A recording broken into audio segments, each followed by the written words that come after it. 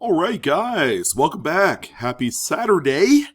Hopefully, you guys are going to be heading out there to the banks, coin shops, and shows, whatever your flavor is for the day. I hope you guys find something really, really nice to add to your collection, or if you're an avid cherry picker that's looking to do it to make a few bucks in the process, I wish you the best. Go get them, and always be thinking about that next score. Speaking of which, we got the Pocket Change Market Report for September 17th, 2022. Holy crap, where is this year going? We're already beyond the halfway point for the month of September. Once you know it, we'll be in full holiday mode here very shortly. And that can only mean one thing. More hunting activities, more people with the thirst of going to the banks and trying to obtain some sealed bankrolls that they could go through. And this is the time of the year, ladies and gentlemen. And cool thing to note, all right? And I've brought this up on a number of occasions throughout the years. This is generally the time when folks crack open those piggy banks that they've accumulated over the year. And then they go ahead and cash them in. They deposit them, and that kind of opens up a whole new world of more untouched coinage out there that we can hunt through. Pretty amazing. You know, it's a great time to be in the hobby where everything is happening so quickly. New discoveries are being found on the error front, especially on brand new 2022 coinage. It's been unprecedented so far. So we're going to take a look at some of these finds that people have discovered through going through these methods that I talked about.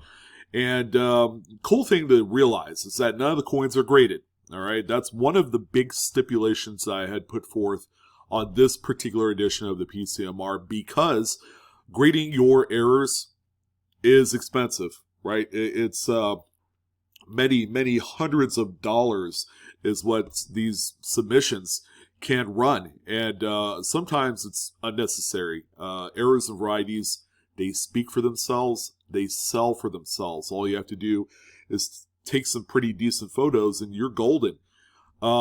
Furthermore, the coins are all original snapshots from the listings. I didn't juice anything or done anything differently with the coins other than crop them so they fit onto this PowerPoint slide display for you. So keep that in mind. You're going to get the best and worst images from the internet.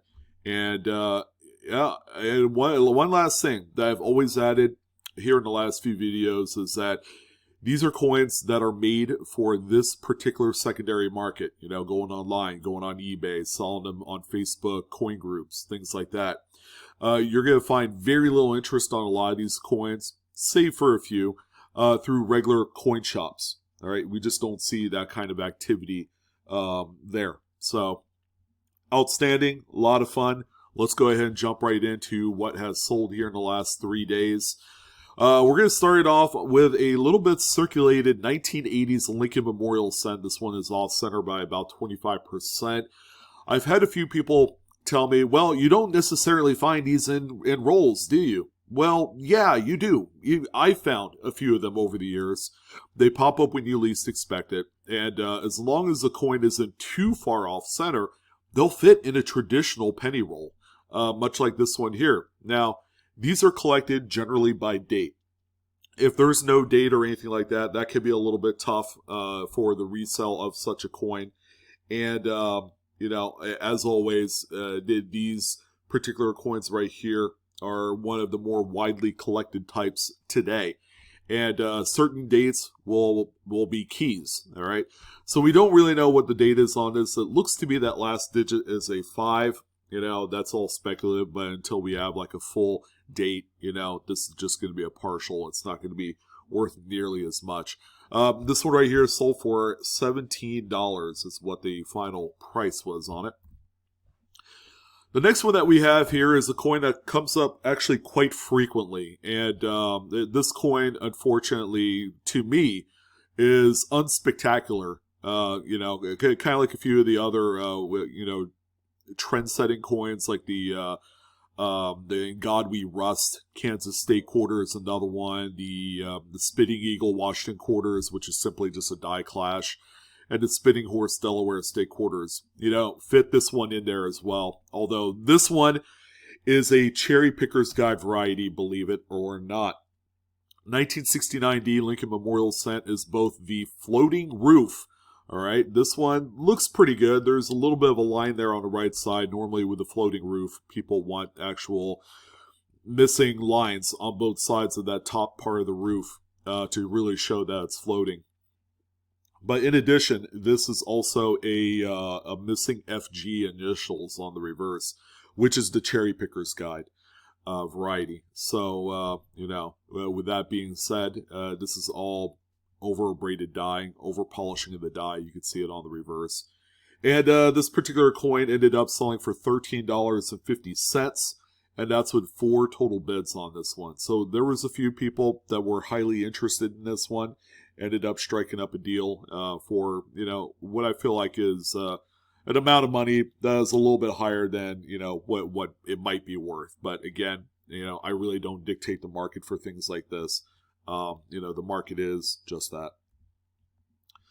The next one that we have here is just a run-of-the-mill 1928 Lincoln wheat cent. The coin itself is not, a high-grade coin at all, but this one has a little minor error called a lamination peel. All right, so you see that there on the obverse. It's still all very much attached on there as well, which is pretty cool. And again, this is a very minor error. But recently, these coins have gotten a little bit more attention here in the last 2 years. During the pandemic, these things all of a sudden went from being worth a quarter to 50 cents to actually being collected. And I think people are doing the good old date run to these. So this one right here is sold for $19.44. Okay, so this is the newest quarter available right now. 2022 Nina Otero-Warren. American Women's Series of Quarters. So we've had some pretty good bangers here lately from this particular series. From the Maya Angelou, the Sally Ride has had, a really nice die clash among a few other things. And then that Wilma Mann thriller has some pretty big errors on it too, with its cuts and cracks and all sorts of stuff. But I'm afraid to say this one right here has been lackluster. This coin has been out for over a month now, and not really has been discovered from the error front. Could the U.S. Mint possibly be tightening things up on their quality control? Could be. I don't know. But this one right here was found by a collector, and it is actually a little bit of a die chip that's in the flower on the reverse.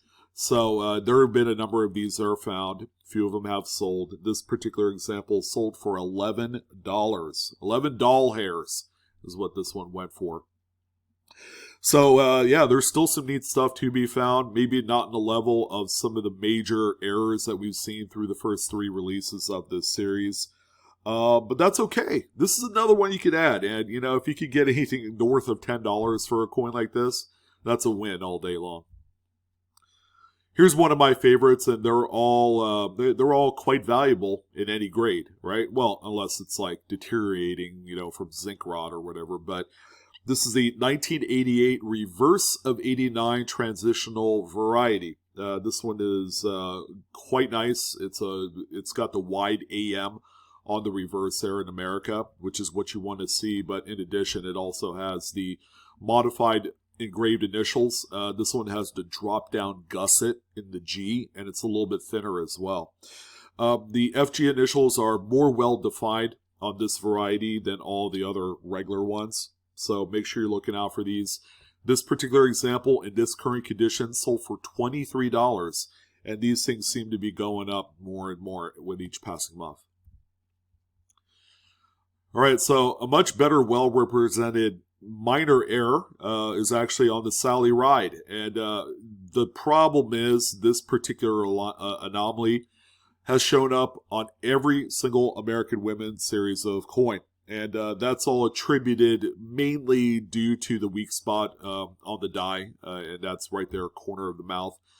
This one has probably one of the largest drooling die chip, or whatever you want to call it. They've gone through a number of name changes over the last few months.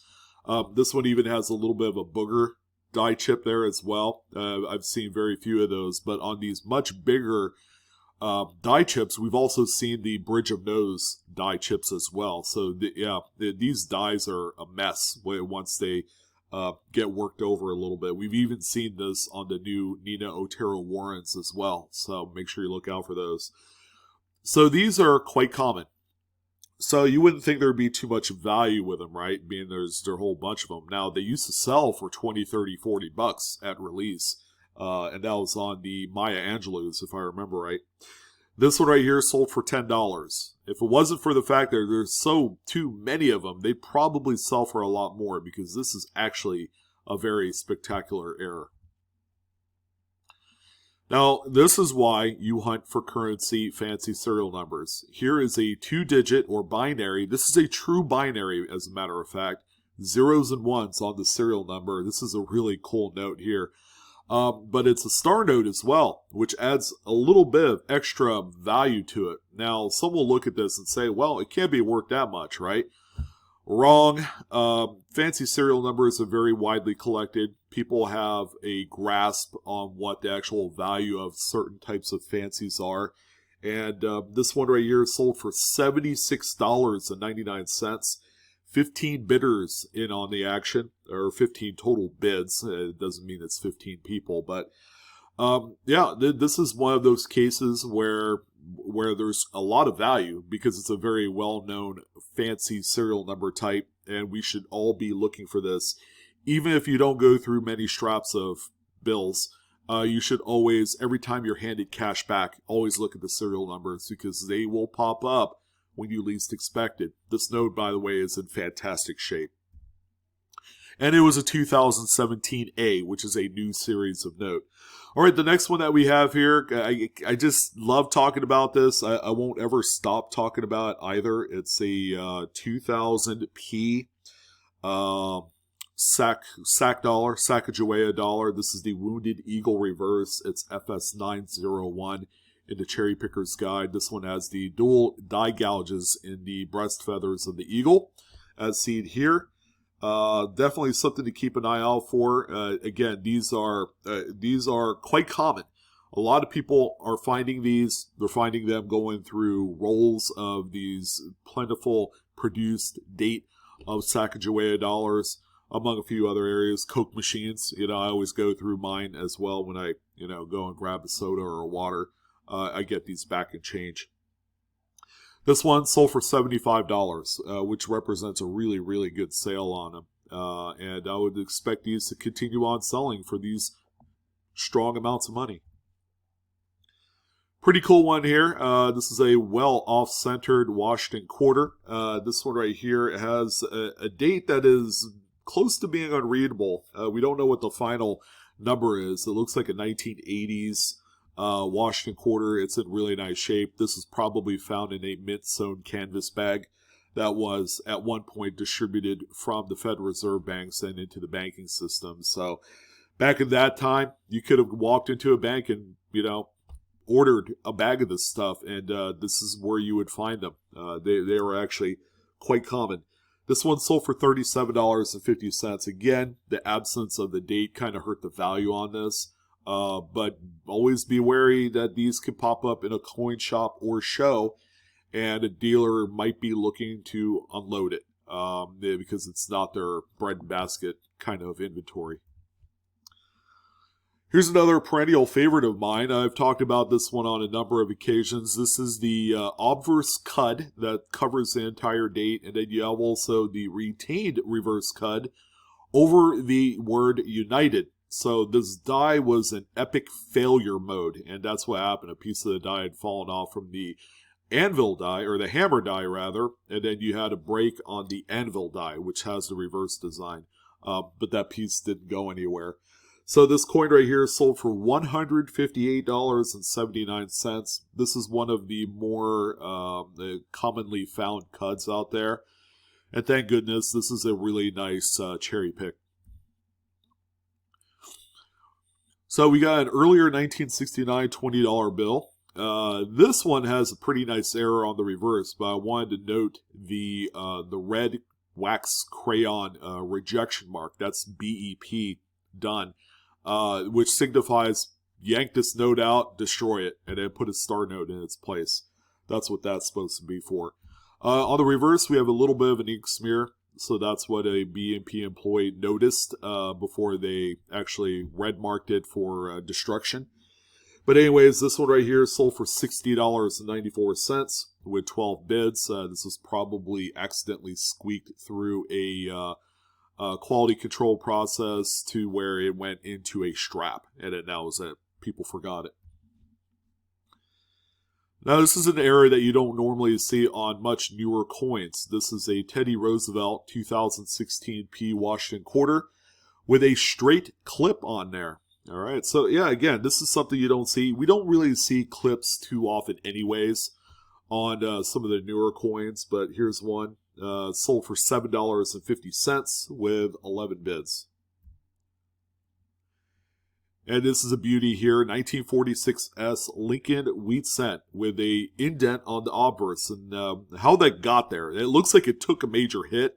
But keep in mind, when you look at the reverse of the coin in this area right here, yeah, the back is undamaged. And what ended up happening here was that there was another planchet that overlapped it during the strike. All right, and then, it could be a bonded pair if you found the other one, but as of right now, it's just an indent. And that's what we have here. This one sold for $155.84. Good looking coin, very nice high grade example. And here's another one of those straight clips, this time on a what looks to be 44 Lincoln wheat cent. Pretty common to find these, especially when they're this small. They kind of pop up when you least expect it. I know I say that a lot, but yeah, this one is minor enough that you don't really catch it until it might be too late or toward the end of your hunts. So this one right here sold for $5.50 with 11 bids. Sure, it's not a ton of money, but they all add up into the same pool. So always take that into consideration. All of the small deals with the large ones, and it'll be worth it at the end. Same with this one here, 1941 Lincoln wheat cent. Has a attached lamination that's folded over there from the edge. All right, I've come across a number of these. They're not as rare as you would think because they've had all sorts of defective planchet issues back in the day. This one right here sold for $20.50 with 16 bids. So again, we had some pretty good activity on this one. There was some demand for it. Now this one's cool, and I know you silver bugs out there will, get a little bit of a hoot out of this one. This is a Northwest Territorial Mint 999 fine, 1 ounce silver bar. So the bar was poured, and then the stamping process, well, it didn't quite turn out too well. It's terribly misaligned on there, as you can see. So, yeah, pretty neat little anomaly. I can't really say that I've ever encountered one of these in all of my little coin shop runs in the past, because I would have. But, yeah, this one can't be too common. This one ended up selling for $92.99 with 6 bids. That's just an overall neat find. And this is one of those instances that, sometimes selling as a 2-for, 3-for, or bulk lot might be more sensical. Sometimes a mint error or something, or like a minor variety, like an RPM, might be too cheap enough, to sell on their own. So, why don't you go ahead and batch them up together with other like coins and sell it that way. So we have 2 1964 Jefferson nickels, one with a singular curved clip, and the other one with actually a little bit bigger size curved clip, but also a little bit smaller one too, right here. Yeah, not particularly amazing by any means. They're both Denver mints, for what that's worth. Kind of scarce to find this mint with any sort of errors, but that's okay. So the 2 coin lot sold for $8.95. That's probably a pretty good call. It's just sometimes it's just necessary to batch them up and sell them. Because if you've tried selling them singularly and there's just not enough of a market, then that would make a lot more sense.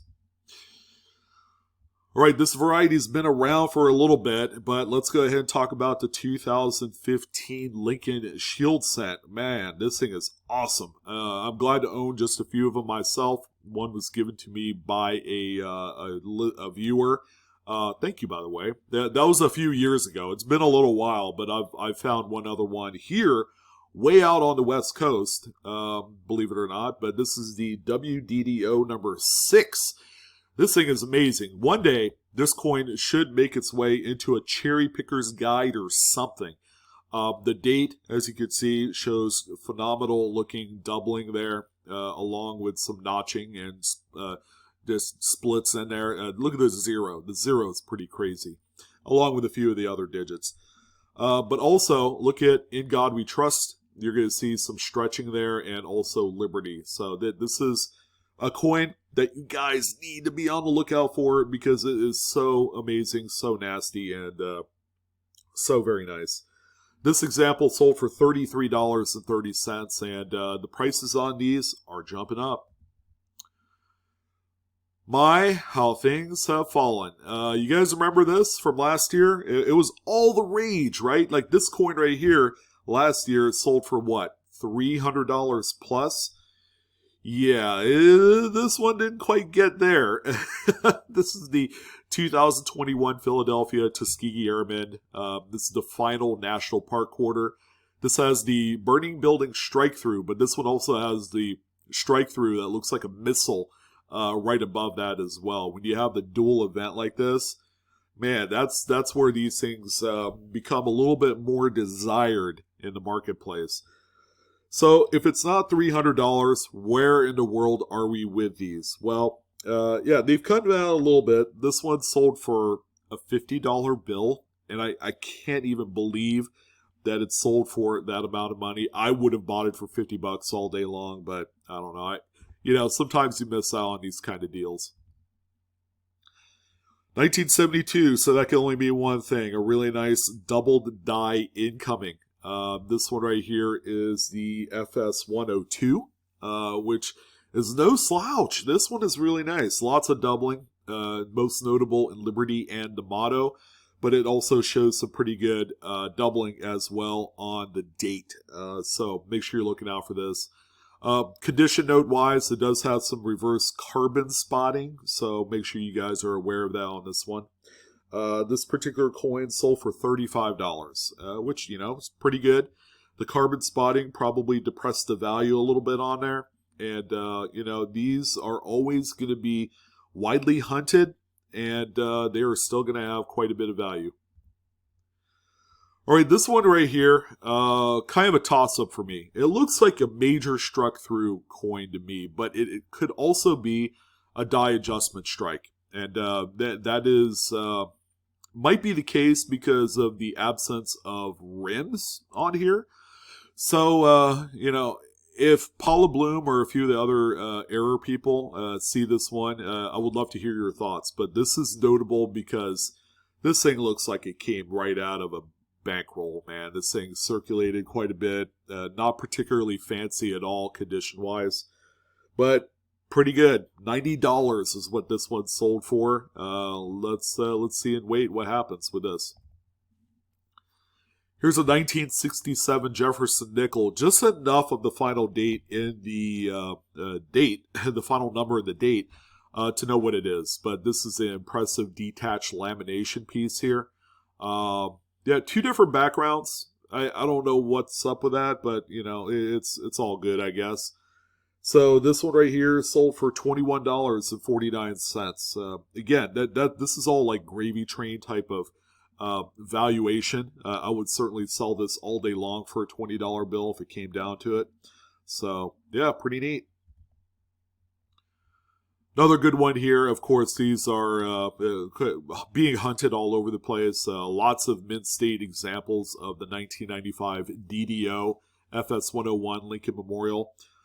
Exist out there. This one right here has pretty nice strong doubling on Liberty and the motto. The pictures, the close-ups, by the way, not too impressive, but they get the point across on this one. This one sold for $37 with 11 total bids. Hey, again, beauty doesn't matter. If it's rare, people will gravitate toward it and buy it. 1999 Lincoln Memorial Cent, wide AM reverse. You can see the pretty good gap between the A and M in there. That's what you're looking for, and also the designer initials. Well, I don't know if that really plays a key there, but yeah, definitely a wide AM. Not the best looking example. This thing, I would imagine, in a few years would be falling apart. It's got some corrosion on the obverse there, but if this is all you're working with and there's nothing else on the marketplace, this is something maybe some folks would settle for. $80 was the final sale on this. Me personally, I would have avoided this coin like the plague because of that. But there you go, $80 sale right there. So much like the nickel that we saw a few slides ago, we have this 1946. Pretty cool. Another detached lamination. Or it could have been a strike through, like a struck through detached lamination from another coin. I mean, they look like very similar here. But this one right here is, pretty neat. $12.50 through 7 bids is what this one ended up selling at. All right, another good one. Another one sold by the same seller. And this is a 1972 DDO number 8, FS 108, of course, is the Cherry Picker's Guide variety. One of the strongest double to dies of the series. That's not number 1, FS 101. You'll see all the major doubling in these areas between the date, Liberty, and the motto. And then when they're in Mint State Red, they are very, very, very valuable. This one sold for $133 and 90 cents. 1897 Indian Head Cent, always a good one to cherry pick if you could. These are being found in bulk Indian Head Cent lots, and this one right here, do not overlook this. This is the one in neck misplaced date. You can see the top flag of the one right there poking out. Looks like our Lady Liberty ate something and it got stuck in the throat and it was poking out there. Yeah, this one right here is what I call a naked eye visible variety. So even in the most junkiest of conditions, this is actually one that you could see pretty easily without a magnifying glass. $32.99. Always good value here. So here's the other big Sally Ride error that popped out. This is the most impressive. I think this is like a top 3 error for the entire 2022 American Women's Series so far. This one has the massive struck through. All right, that's right here above the or on top of the ponytail neck area. That is pretty hard to miss, ladies and gentlemen. So, yeah, this is quite crazy and always one to be on the lookout for. This is actually an extraordinary condition coin. Still a lot of value. This one sold for $47.50, and that's with 7 total bids. Wow. Our last 2 coins are huge hits.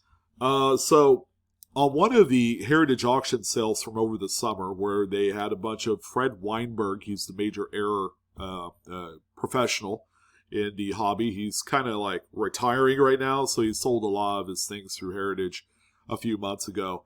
He had a misplaced mint mark 1975 D Jefferson nickel. This was talked before in the community for probably upwards of 11, 12 years. It's been that long. And, Q David Bauer has even put a bounty out there for a mid-state coin. I don't think he's doing the bounty anymore. He hasn't talked about it since that one day way back 10, 12 years ago. But this has the high-placed D that is wedged between the 5 and the date and Jefferson's little knot in his ponytail. Pretty crazy, unimaginable kind of money that these things are going for. And believe it or not, this has an FS catalog number. FS 401 is what this one is now. So we're bound to see it in a future edition of the Cherry Picker's Guide, probably 10 years from now because they haven't released the last one. But yeah, this is a really, really remarkable find. And the price tag that is attached to this is otherworldly. I'm just going to say that. This one sold $1 shy of 500 bones, $499. Some of you are going to ask me, well, is it worth it? And I'm going to say, yeah, it kind of is. Because these things are so rare, and based off of that one last sale through the Heritage Auctions, where that one sold in excess of $1,000, these are definitely worth it. And that one example that's graded by PCGS is a, I guess, what is it? It's a, I can't even think.